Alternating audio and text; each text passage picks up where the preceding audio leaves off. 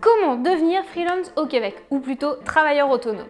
La bonne nouvelle, c'est que c'est plutôt simple au niveau des démarches, mais il y a quelques subtilités. Ici, mon objectif, c'est d'aider les freelances, surtout dans le milieu de la création, à pouvoir démarrer leur entreprise, à trouver des projets qui les passionnent et à être payés à leur juste titre. La bonne nouvelle, c'est que c'est possible. Pour commencer, on va voir pour les personnes qui sont en situation d'immigration comment vous pouvez accéder à ce statut. Ensuite, on va parler de la définition de travailleur autonome. On va voir comment on peut se déclarer sous ce statut. Puis, on parlera évidemment des taxes, du registraire d'entreprise et enfin des retenues à la source au niveau des impôts. Moi, c'est Clem et j'ai commencé à être freelance en France pendant mes études, puis je le suis devenue au Québec et ça m'a permis ensuite de pouvoir travailler sur les routes pendant notre tour du monde avec mon acolyte Mumu. Je pouvais travailler pour des clients français ou encore québécois et ça en étant en Nouvelle-Zélande, en Australie, aux États-Unis, n'importe où dans le monde, tant que je n'y restais pas plus de 6 mois et 1 jour. Ça me permettait d'être considérée comme résidente québécoise. Mais avant d'en arriver là, en 2011, quand je suis arrivée au Québec, je ne savais pas trop quelles étaient les démarches pour devenir travailleur autonome. J'avoue que j'étais parfois un peu perdue parce que j'avais personne ici comme référent. Et je me suis dit que ça serait sympa de pouvoir, aussi bien pour les Québécois que pour les nouveaux arrivants, de savoir quelles sont les démarches quand on a envie de devenir freelance, enfin travailleur autonome. Par contre, je ne suis pas avocate, comptable ou encore agente chez Revenu Québec ou Revenu Canada. Donc c'est vraiment pour vous dresser un tableau global de quelles sont grosso modo les démarches. Mais par contre, vraiment renseignez-vous auprès de ces personnes pour valider votre situation, avoir les bons conseils en fonction de ce que vous faites. C'est vraiment important. Je ne peux pas avoir les réponses pour tout le monde et dans toutes les conditions. Mais on va essayer de voir ça ensemble. Je vais vous mettre des liens en description pour vous aider et vous guider dans vos démarches. Petit point pour les personnes qui sont des nouveaux arrivants ou qui vont le devenir, vous allez devoir avoir un permis ouvert, et c'est-à-dire qu'il n'est pas lié à un employeur. Donc ça va être par exemple un PVT, ou si vous êtes lié à votre conjoint, lui il a un permis fermé mais vous permet d'avoir un permis ouvert, vous devrez avoir une résidence permanente, évidemment citoyen. Par contre, si vous avez un permis fermé, vous n'aurez pas la possibilité de pouvoir travailler en autonome. Donc faites attention si jamais vous devez changer de permis de travail et que vous voulez rester freelance, de vous assurer que tous vos permis vous le permettent, en tout cas de suivre les bonnes démarches. Quelles sont les conditions pour être considéré comme travailleur autonome? Je sais que cette question peut paraître un peu bête, mais c'est assez important de le comprendre parce que ça pourrait jouer en votre défaveur si vous ne faites pas les choses correctement. Par exemple, vous ne pouvez pas être considéré comme travailleur autonome si vous travaillez à temps plein chez votre client et que c'est votre principale source de revenus et que vous travaillez sur son matériel. En général, il recommande de travailler chez soi. C'est vous qui apportez votre matériel. Donc parfois il y a des choses qui permettent de se dire oui, ok, c'est juste temporaire, et c'est ça, il y a la notion de temporaire dans un contrat avec un client. On peut avoir des clients à long terme, mais on a des contrats réguliers.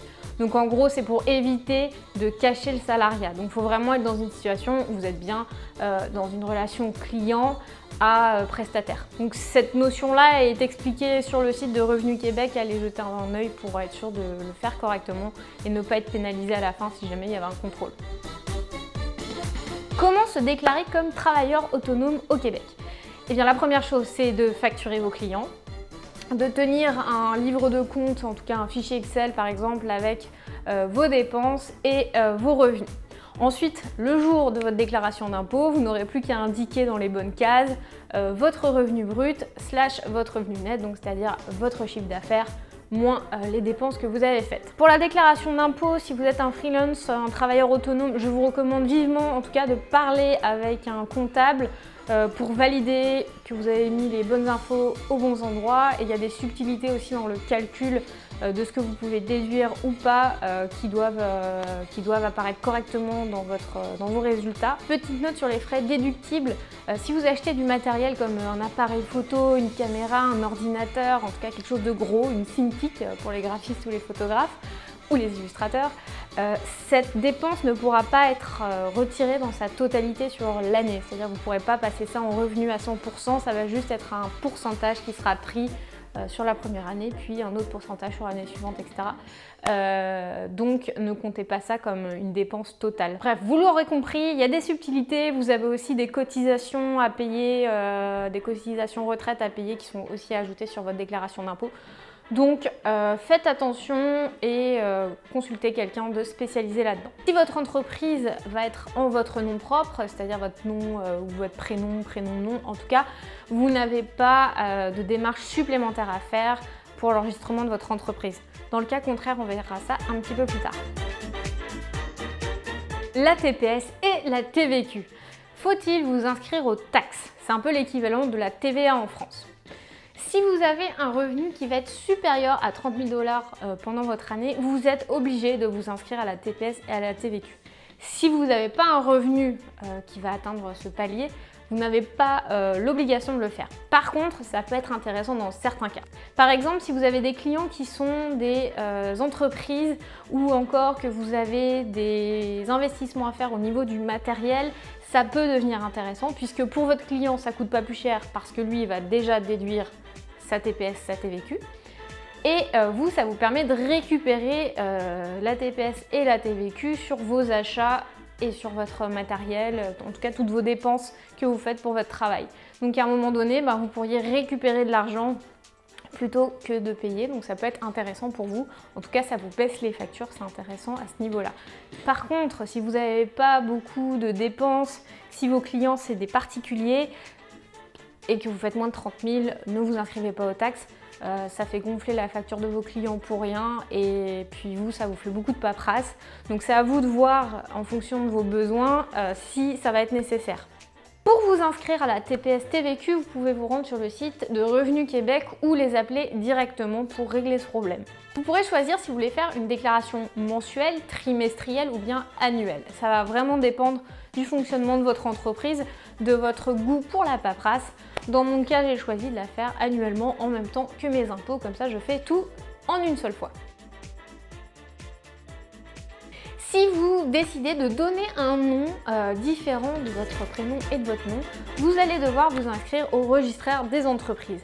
Donc ça se fait sur internet, c'est pareil, et ils vous donneront un numéro d'entreprise.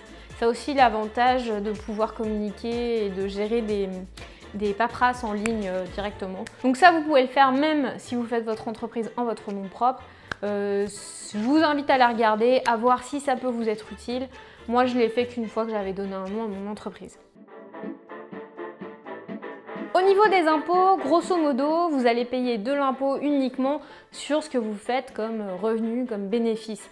Je m'explique. Si vous avez fait par exemple 10 000 $ de chiffre d'affaires et qu'en face vous avez payé 10 000 $ de dépenses, hors les frais amortibles d'amortissement par exemple, vous allez devoir payer 0. Grosso modo parce qu'il y a aussi des cotisations qui s'ajoutent là-dessus. Mais c'est pour vous dire que vous n'allez pas payer de l'impôt sur autre chose que ça. Par exemple en France, c'est pas le cas, c'est un pourcentage que l'État a calculé pour les auto-entrepreneurs. Ils considèrent que c'est 30% qui sont déductibles et pas plus. Donc c'est un gros avantage, si jamais vous êtes en démarrage, ça peut vous limiter les coûts. Mais évidemment, si vous faites 90 000, si vous faites 100 000 $ de bénéfices, enfin de chiffre d'affaires, et que vous avez 10 000 $ de dépenses, vous paierez des impôts sur 90 000 $. Donc c'est vraiment ce que vous gagnez qui sera imposé. Donc, comme je vous l'ai dit, vous aurez aussi des cotisations à payer, donc vraiment regardez avec votre comptable pour vous assurer que tout est bien ficelé. Les acomptes provisionnels, alors ça c'est la petite surprise qui fait pas trop plaisir quand on a réussi son année, puisque ça veut dire que si on a dépassé 1 800 $ d'impôts sur l'année qu'on vient de déclarer, vous allez devoir payer des impôts en avance. Ça veut dire que, admettons qu'en 2018, vous ayez payé 1 800 $ d'impôts, vous allez devoir payer ces 1 800 $ d'impôts au moment de la déclaration d'impôts, plus vous allez commencer à payer vos impôts de l'année suivante sur l'année dans laquelle vous êtes. Donc préparez un petit peu d'argent avant pour pouvoir assurer les paiements. Si votre entreprise roule bien, que vous avez des bons résultats, vous pourrez considérer à vous incorporer, donc c'est-à-dire à faire de votre entreprise individuel une personne morale. Ça veut dire que vous allez avoir un intérêt au niveau de la fiscalité et aussi au niveau de votre protection, puisque c'est plus nécessairement votre patrimoine qui sera en jeu, même si bon, si vous êtes tout seul, en général, au niveau des banques, ça restera vous le responsable, mais quand même, ça peut être intéressant. Je ne vais pas rentrer dans les détails ici, puisque moi, je n'ai jamais testé ça, mais si ça vous intéresse, vous pouvez vous renseigner à ce sujet, et ça a aussi l'avantage de pouvoir bénéficier, par exemple, de subventions ou de contrats que vous ne pourriez pas avoir en étant juste une entreprise individuelle. J'espère que cette vidéo vous aura aidé dans votre projet et que ça va vous permettre de vous lancer. Je suis en train d'écrire un guide sur le sujet pour permettre d'aider au démarrage, mais aussi de consolider votre activité de travailleur autonome pour plus être stressé, à pas être payé à la fin du mois par votre client, pour en trouver, etc. Donc si vous avez des choses qui vous font peur ou des problèmes profonds qui vous empêchent de dormir la nuit quand vous êtes dans cette situation de travailleur autonome, écrivez-moi ça en commentaire, ça va me permettre de trouver des pistes pour vous aider. Et si vous avez des objectifs précis, vous pouvez aussi l'écrire. Si vous êtes un peu timide et que vous ne voulez pas en parler en public, vous pouvez m'envoyer un email, je vais mettre aussi l'adresse en bas. Comme ça, je vais pouvoir voir comment je peux vous aider au mieux, mais j'ai déjà pas mal de choses à partager avec vous. La semaine prochaine, on se retrouve dans une nouvelle vidéo sur la conversion de notre bus en studio de production vidéo, cinébus et habitation motorisée. Donc si ce n'est pas déjà fait, abonne-toi, partage et voyage.